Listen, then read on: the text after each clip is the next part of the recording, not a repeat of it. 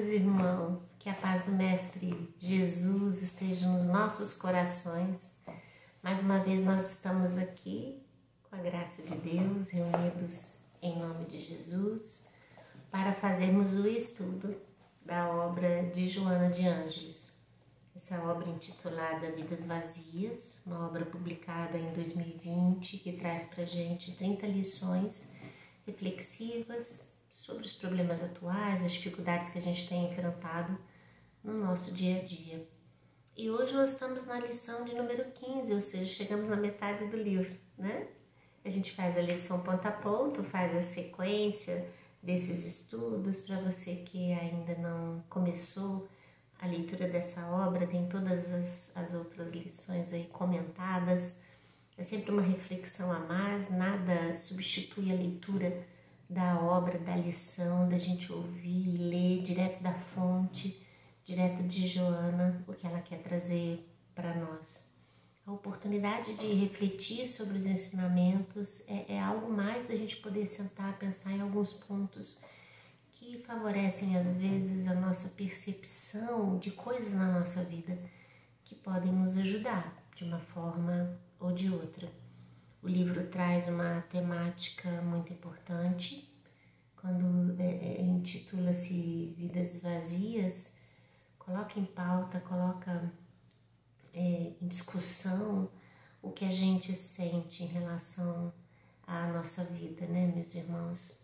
As dificuldades que nós temos de enfrentar, as nossas limitações, as nossas dificuldades, essa busca por alguma coisa que a gente às vezes não sabe o que é. E ela traz à tona essas reflexões a cada lição para que a gente possa pensar um pouco melhor sobre isso. Na lição passada, lição de número 14, Joana de Ângeles nos fala sobre a construção da autoiluminação e traz um foco interessante para nós na busca dessa aquisição do pensamento positivo, da oração como um recurso diário, cotidiano, dessa verticalização com Deus, a necessidade que a gente tem de abrir o nosso coração para o Pai, que pode nos ouvir, que pode nos auxiliar e nos enviar bons espíritos para nos assistir e nos amparar. Ao mesmo tempo que ela coloca a necessidade da gente cada vez mais ocupar o nosso tempo com coisas positivas, desde o campo do pensamento, quanto das ações, das palavras, a prática do bem como sendo para nós uma ação terapêutica capaz de cuidar de nós, das nossas emoções, dos nossos sentimentos, fazer abrir às vezes uma outra visão sobre o que a gente sente. E a vida é assim. Hoje pela manhã, conversando com uma amiga, ela dizia para mim o seguinte, que em uma fase da vida dela, ela teve que acompanhar o irmão que estava com câncer. Então, disse que toda vez que ela ia ao hospital junto com ele para poder fazer as intervenções, fazer a quimioterapia, tudo que ele precisava fazer, quando ela chegava lá, que ela via pessoas de todas as idades, crianças, jovens, muito jovens, idosos, né? Ela via pessoas que já faltavam partes do corpo, porque precisaram retirar.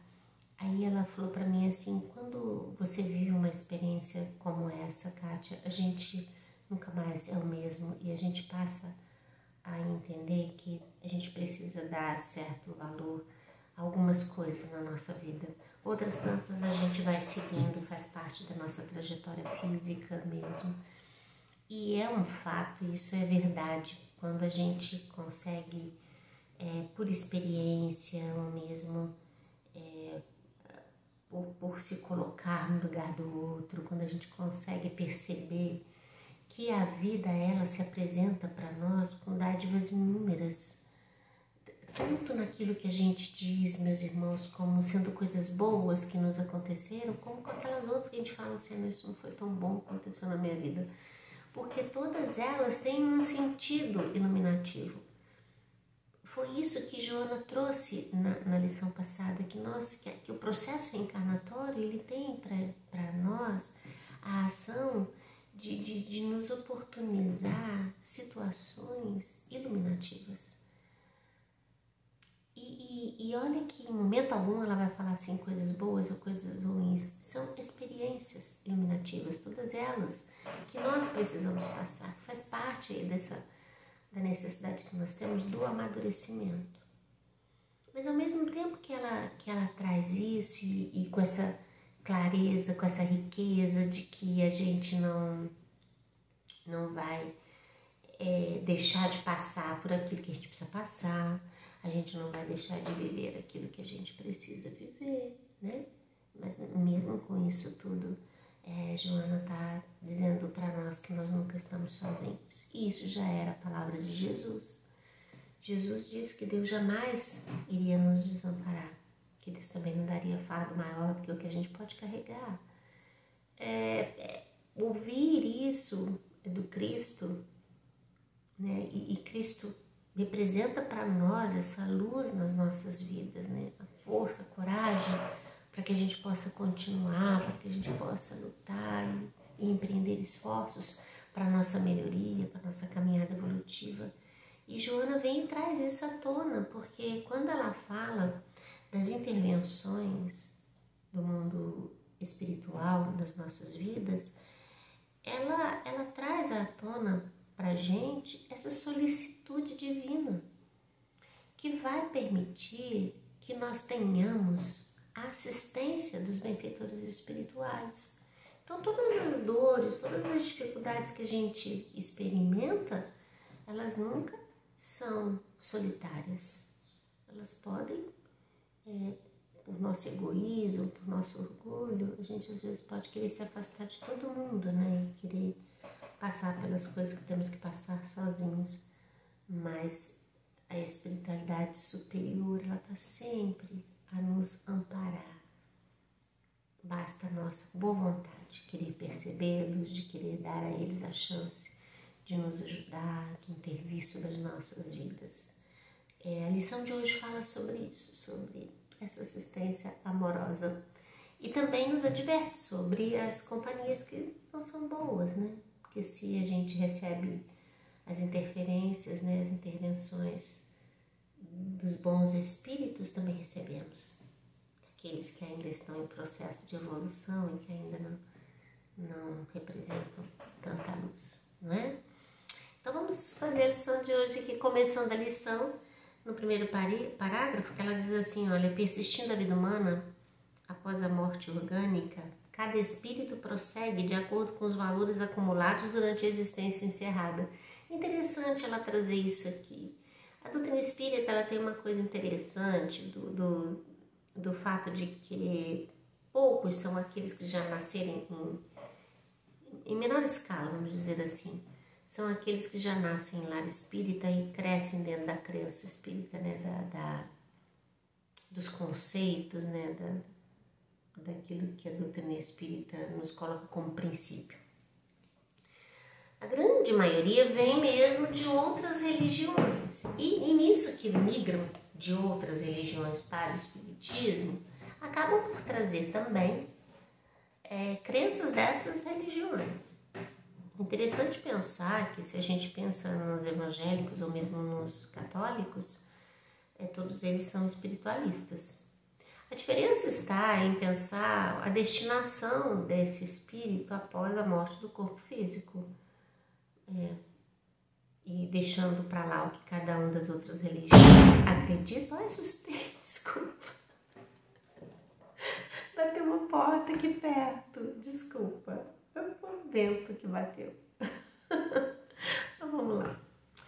Deixando de lado aí, meus irmãos, essas crenças que surgem, né, que aparecem de outras religiões, a doutrina espírita, e Joana coloca isso muito bem claro, que a gente carrega conosco esses valores acumulados nesta última encarnação, porque e aí vocês podem pensar, mas Kátia, nós somos o espírito imortal, né? A gente tem tanta coisa acumulada, a gente desencarna levando as coisas da última encarnação. É preciso pensar que esse pós-morte, né, ele demanda tempo de adaptação nessa nova dimensão de vida. E que rememorar as coisas do passado demanda também muito cuidado do mundo espiritual em nosso benefício, porque são memórias doídas, sofridas, de coisas que a gente fez, que a gente viveu e que não é fácil lembrar, não é fácil pensar. Mas aquilo que a gente viveu na última encarnação está muito vivaz ainda, muito vivinho na nossa lembrança. Então a gente continua levando estas impressões, são as aquisições, né? As coisas, os hábitos, aquilo que a gente gosta de fazer, aquilo que a gente gosta de conversar, que a gente gosta de se alimentar, que a gente gosta de ter de lazer, o mundo psíquico, por exemplo, assim, o mau humor, a irritabilidade, a ansiedade, essas coisas todas aí, elas nos acompanham. E o interessante pensar é que o processo dessa adaptação demanda mesmo tempo, sabedoria, humildade, principalmente de nossa parte, né? Ela diz assim, ó, todas as fixações mantidas durante a jornada física permanecem comandando o comportamento no além-túmulo, o que constitui a sua felicidade ou o seu sofrimento. E quando ela fala aqui de fixações mantidas, a gente lembra daquilo, né? Onde está o vosso tesouro, ali está o vosso coração. Isso é fato. Uma ocasião, a gente estava numa reunião mediúnica, e já tem alguns anos, o irmão espiritual, comunicante, estava em total desequilíbrio, desordem psíquica e emocional, porque ele havia guardado, escondido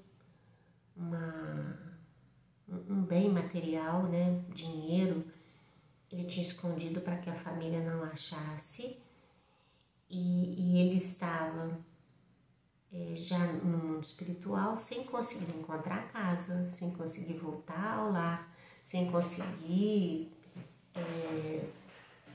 mexer de novo naquele dinheiro, verificar se ele estava lá intacto e tudo mais, com medo de ser roubado. Olha a angústia desse espírito, são as fixações. Os aficionados no sexo, nos vícios, continuam com essas angústias. Na comida, os aficionados pela leitura, olha que coisa boa, porque ela fala que vai depender do seu comportamento, as atitudes lá. Os aficionados pela leitura, né, o que gosta de ler, o que gosta de trabalho no bem, o que se preocupa com o outro, né, que mantém essa fixação de cuidar da própria vida, de ter pensamentos melhores. As atitudes demandam isso, né? Serenidade, equilíbrio. Então ela está dizendo aqui que pode ser um pós-morte de serenidade ou de sofrimento. A gente lembrando aí a obra Nosso Lar, André Luiz fica em sofrimento muitos anos, no chamado umbral. Enfim, até que ele consegue se despir de todo o orgulho, de toda vaidade, de toda arrogância, para poder pensar realmente que aquilo ali tinha que ter um fim, o sofrimento dele, e que Deus precisava ser evocado. Então ele vai e recebe a assistência que já estava lá, ó, à sua volta. Ele não percebia, ele não se dava conta, porque a mente dele estava presa apenas nos questionamentos, na dúvida, na intolerância, na raiva, no incômodo de ser chamado de suicida e outras tantas coisas que quem lê o livro sabe. Então é nesse sentido aqui. Então a gente tá vendo aqui nesses primeiros 2 parágrafos que ela tá chamando a atenção pra gente assim, olha, o fenômeno da morte vem, a vida continua e continua muito específica. Muito específica. Interessante que há pouco tempo estávamos também numa reunião mediúnica e o irmão esclarecido falou para o outro comunicante assim, olha meu irmão, a vida continua após a morte. E ele falou assim, continua nada. eu não estou indo trabalhar, eu não estou conseguindo voltar para minha casa, eu não estou encontrando os meus amigos, eu não estou me alimentando, eu não vejo nem passar a hora do dia ou da noite. Como continuo? É preciso entender isso. A vida continua, para o católico a vida continua, para o evangélico a vida continua. Mas é preciso pontuar, continua como? Por que você não consegue voltar para sua casa? Por que você não percebe a noite e o dia? Por que você não consegue mais ir trabalhar? É importante isso. E foi interessante que a partir dessa fala dele, o esclarecedor pôde detalhar melhor, trazer mais à tona as informações que ele precisava. Então, entender o que nos aguarda após a vida é importante, é necessário saber, né? Ela diz aqui, ó, os laços da afetividade, sejam elas positivas ou negativas, que unem todas as criaturas umas às outras, facultam vinculações mentais. E o convívio após o fenômeno da morte entre os que saíram do corpo e aqueles que nele permanecem. Porque isso aqui é uma coisa de afinidade, de sintonia, de atração. É a atração mesmo. A gente tem que entender que a gente nunca está sozinho. Porque a mente da gente é campo favorável dessa percepção do mundo espiritual. Então a gente pensa, a gente emite ondas desse nosso pensamento. Lembra que eu falei com vocês sobre isso? Para dar um exemplo bem simples, assim, para vocês entenderem. A chaleira com a água fervendo, que a fumacinha vai saindo, assim, o pensamento vai assim, entendeu? Caminhando e vai atingindo outros tantos. Aqueles que, ao serem atingidos por essa onda, se identificam com ela, opa, ali tem alguém que pensa como eu. É muito interessante isso. Isso é tão natural que, por exemplo, quando você chega numa escola, você chegando pela primeira vez, não conhece ninguém. Aí a percepção da gente são das pessoas. Logo você acaba se identificando com alguém. Às vezes é uma pessoa que tem um jeito de se vestir como você, de uma mesma etnia. Você vê que são pessoas que as ideias vão acabar se assemelhando. É muito interessante isso. A gente tem essa tendência de buscar, porque isso traz uma acomodação, isso traz uma tranquilidade. E o mundo espiritual também. Ele também vai à caça mesmo dessa comodidade, dessa acomodação, de poder se compartilhar ideias, pensamentos com outros que pensam como eles, né? E nós estamos falando do mundo inferior e o superior também. Aí ela diz assim, ó, essa vinculação transforma-se em intercâmbio psíquico, no qual o desencarnado passa a interferir nas ações daquele que lhe experimenta as emanações mentais. Isso aqui está dentro do que Kardec perguntou aos espíritos. Influencia os espíritos em nossos atos e pensamentos? Os espíritos respondem muito mais do que podeis imaginar. De sorte que, na maioria das vezes, são eles que vos dirigem. Olha que interessante isso.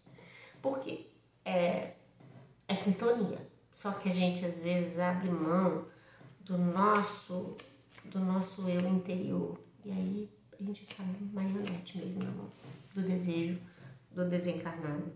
Ela fala, a lei das afinidades é natural, como a gente falou aqui. E por ser tão natural, favorece esse intercâmbio, essa sintonia. Aqueles que se identificam nos ideais, aspirações e comportamentos atraem-se e comungam dos mesmos energéticos, alimentando-se ou induzindo-os à subserviência, à dependência enfermiça, com as consequências e perturbações que somatizam e passa a vivenciar no corpo físico, que se desconecta do fluxo saudável da existência. Aí a gente acaba, é um negócio interessante, porque é que nem a planta parasita, né? Ela se acopla ali sobre outra e se alimenta dos nutrientes da outra, né? De sorte que também às vezes rouba boa parte, né, desse alimento. Assim também fica esses espíritos, porque eles se acoplam, eles ficam tão próximos, uma sintonia tão grande mental, que eles nos induzem o jeito de pensar, de falar, de agir. É muito interessante isso. Porque a gente fica se perguntando assim, mas como que eu vou me desvincular disso então? A pergunta é de resposta rápida. Pensando e vivendo diferente. Numa sintonia melhor. Cristã. Porque o que os atrai, os irmãos inferiores, para essa atitude conosco, é porque a gente pensa igualzinho a eles. Então eles se achegam como se fossem grandes amigos. Aí ela fala, de alguma forma, seres humanos jamais estão a sós, encontrando-se em perfeita identificação com os desencarnados que lhes são semelhantes. A vida se entrelaça, essas vidas, né? Tanto do encarnado quanto do desencarnado, se entrelaça de tal forma que quase ninguém logra existir sem receber essa influência. É o que ela está falando aqui. O mundo espiritual, ele comunga aqui com o físico de modo muito intenso, muito intenso. Por isso que os benfeitores espirituais nos advertem oração e vigilância. Por isso que ela vem nas lições lá de trás, falando assim, a prece não é uma carta na manga para a hora de luta. É conduta, porque isso, diário, porque isso nos aproxima de Deus. E vai estabelecendo um novo jeito de pensar e de viver, afastando da gente impressões que não são saudáveis, sabe, meus irmãos? É isso. Ela fala, o hábito de conservar pensamentos pessimistas, de sofrimento, assim como de futilidades e viver-se comportamentos menos dignos, atrai espíritos desse mesmo nível moral, que passa a conviver na psicosfera do que está encarnado, ao mesmo tempo transmitindo as suas ideias para este. Como consequência disso, é constante o desencarnado imiscui-se no psiquismo daquele que se torna vítima, qual ocorre em qualquer tipo de parasita. É o que a gente estava falando aqui. Pensar que a gente está constantemente assim, às vezes pode causar um desespero. Eu entendo isso. Então, voltamos a dizer, para romper esse ciclo, mudança de campo mental. Pensar no bem, agir no bem, viver no bem. Essa é a solução. Ela diz que os processos obsessivos, né, eles se desenvolvem dentro desse ponto. Porque existe uma lei de afinidade que os aproxima, os espíritos do encarnado. Por outro lado, aquele que nutre um sentimento de ódio, de rancor e de perversão pelo outro, também vai agir da mesma forma. E pegando os pontos fracos, as dificuldades, né, e atuando ali. Ela continua assim, como que a gente pode então, né, meus irmãos, romper com isso? Porque senão a mente da gente fica sempre assim, muito atacada, a gente fica muito sem autonomia, né, porque a gente acaba cedendo. E nisso está a autonomia, olha só que interessante, o livre-arbítrio não nos é tolhido, porque a gente dá campo para isso, a gente favorece isso, então a gente faz concordando, né? Se as ideias viessem e a gente não as seguisse, nós estaríamos rompendo com isso, né? Mas encaixa tão bem no nosso jeito de ser que a gente nem nota. Ela continua aqui, olha, a recomendação de Jesus em torno do vigiai e orai estende-se a essas ocorrências, como terapia preventiva a males de tal natureza. As mentes vazias de pensamento elevado, cheia de queixas, de animosidades, que se permitem vigiar os outros e afligi-los, tornam-se campo favorável à exploração dos obsessores ou simplesmente ignorantes da sua realidade, submetendo os frívolos e ociosos ao seu talante. Porque, para quem já viu também muitas reuniões mediúnicas, às vezes o desencarnado ele está próximo, né, se alimentando do psiquismo do encarnado e junto com ele criando uma comorbidade de ideias e tudo, e ele nem se dá conta de que isso está prejudicando o outro. É diferente de um processo intencional para quem quer prejudicar, né? O espírito desencarnado que quer prejudicar. Às vezes não se dá conta disso, é simplesmente por uma sintonia. Olha como que isso é sério, né? É sério. É sério. Quanto mais a gente pensar no bem, mais a gente se protege, meus irmãos. Vigiar pensamentos, palavras, ter novos hábitos, ler bons livros, ter novas conversações, evitar assistir coisas que nos deixem tensos, aflitos, inquietos, controlar, conter, né, comportamentos que não são adequados, faz parte do processo de mudança, de transformação. Ela continua. As raízes, portanto, de muitos males que aturdem e fazem sofrer a sociedade terrestre encontram-se fincadas nas ondas desse mundo espiritual e geram tremendos embates que podem ser evitados com o hábito saudável da oração, da prática das ações enobrecedoras, de esforços pessoais em favor da própria transformação moral para melhor, né? Aquilo que a gente estava colocando aqui. A Joana está trazendo para a gente essa advertência mesmo, né?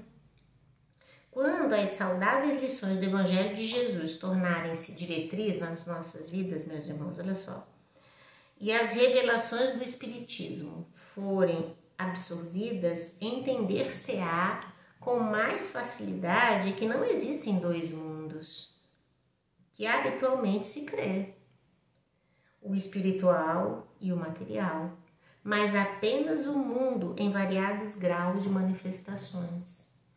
Então, o que a gente vive aqui acontece acolá. E esse intercâmbio que a gente tem aqui pelos amigos, pelos afetos, né? Isso também acontece lá.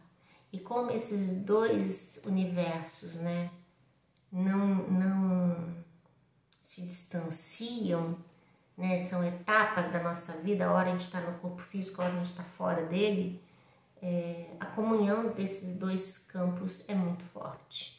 Então a gente está sempre absorvida pela presença de outros espíritos. Ter-se-á mais cuidado quando, né, ele está falando aqui, ó, quando as lições do Evangelho se tornarem vivas, quando o esclarecimento da doutrina espírita também, ter-se-á mais cuidado com os pensamentos, com as palavras, né, com os atos, porquanto todas essas expressões da vida mesclam nessas duas esferas, produzindo ressonâncias tanto aqui no mundo físico quanto no mundo espiritual. As criaturas humanas compreenderão que a jornada espiritual é uma continuação natural da física, podendo construir o melhor possível para si, desde então preparando o seu futuro imortal. Todo o empenho, ela está terminando a lição, meus irmãos, todo o empenho deve ser feito para encontrar-se a visão correta do existir e dar equilíbrio aos instintos e boa conduta às emoções, porquanto se encadeia tudo no universo, desde o átomo primitivo até o arcanjo, que também começou por ser átomo, assim como o átomo de hoje será o anjo depois. Meus irmãos, essa lição da Joana, ao mesmo tempo que ela fala desse intercâmbio, né, para a gente ter vigilância, a gente precisa entender também que a espiritualidade superior está sempre a nos ajudar numa atitude de muito amor em nosso benefício, porque a gente tem os benfeitores espirituais que cuidam de nós. A gente tem o nosso anjo guardião, que é um espírito amigo, que nos acompanha e que zela pelo nosso benefício. Então a gente nunca está sozinho. Quantos de nós, meus irmãos, já se livrou de um mal maior por uma chamada intuição, né? Por uma ideia que surgiu? Quantos de nós dormiu, às vezes aflito, angustiado, no dia seguinte acordou mais esperançoso, achando que as coisas podiam ser melhor? Quantos de nós teve aquela fala oportuna diante de um perigo iminente que pudesse nos colocar em risco a vida e de repente a gente se livrou de um mal maior? Olha essa intervenção do mundo espiritual também em nosso benefício.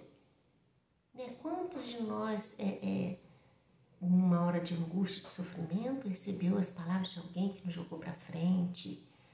Quantos de nós foi por conta de uma dorzinha leve, descobriu às vezes uma doença maior, grave, né? E aquela dorzinha inicial foi o começo para nos fazer perceber certas coisas? O mundo espiritual superior, ele está o tempo todo a intervir na nossa vida para nos ajudar.